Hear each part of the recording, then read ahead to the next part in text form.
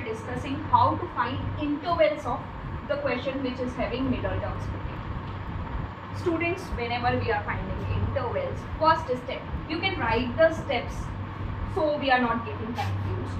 Our first step, whatever be the function, you can differentiate it. So first step is differentiation. So when I differentiate this function, I am getting 12x square minus 12x and minus 72.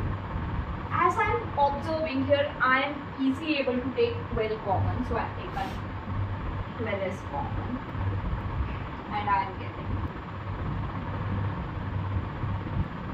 x square minus x minus 6. So second step, put this differentiation equals to 0 to get the values of x. So I am putting this equals to 0 by following our step number 2. So when I put it equals to 0, this 12 divides or goes to the denominator of 0 and cancels out, and I am getting x square minus x minus 6 equals to 0.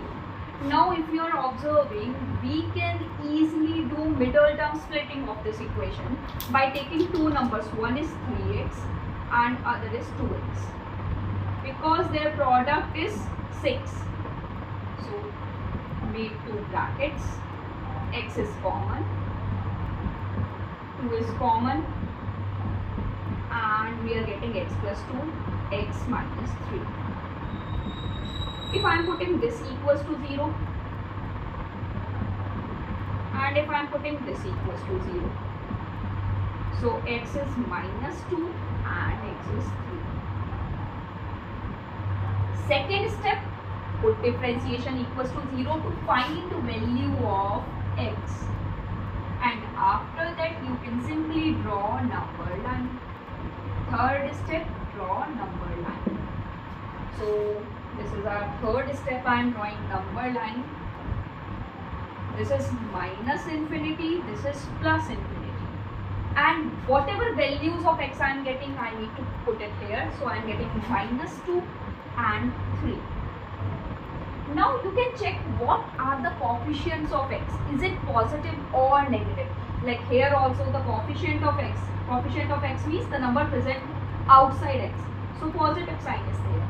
Here also x is positive. So you can start from the very right and give the sign as x has positive sign. So you can start with positive sign. Then you can continue alternative pattern. So negative sign, positive sign. Now two questions are arise here. Actually students, in the book they are asking about strictly increasing and they are using against sign, because whenever they are saying about strictly word, either we need to find increasing or decreasing.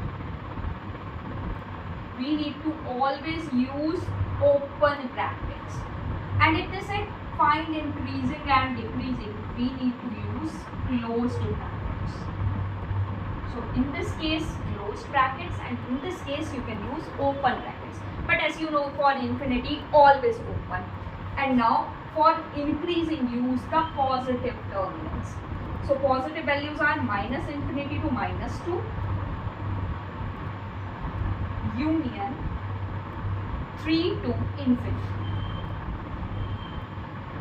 and decreasing means this minus 2 comma 3. As we are talking about strictly, so use open brackets. If the same question for simply increasing decreasing, you can use closed brackets, minus infinity comma minus 2 in closed, union 3 in closed comma infinity. Infinity always written in open brackets, and for decreasing minus 2 comma 3. Now we are doing this question having a negative sign, and we observe what we are finding.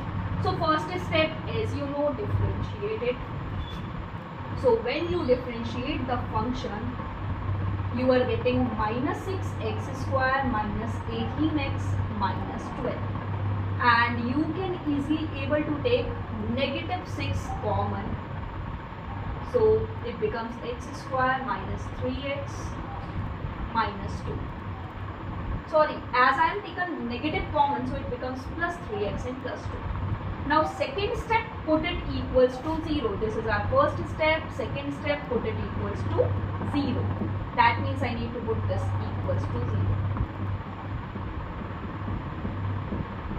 So this minus 6 goes in the denominator and becomes 0. X square plus 3x plus 2 is equals to 0. Actually now again this is the same kind of question, no changes. But students, if here we are having some x value also, then it creates problem to you, because in that case x becomes negative, then the interval concept changed, because two are getting positive sign and one is getting negative, so I need to start with negative sign. Hope so you are able to understand middle term splitting concept of the intervals. Please comment your answer of this question.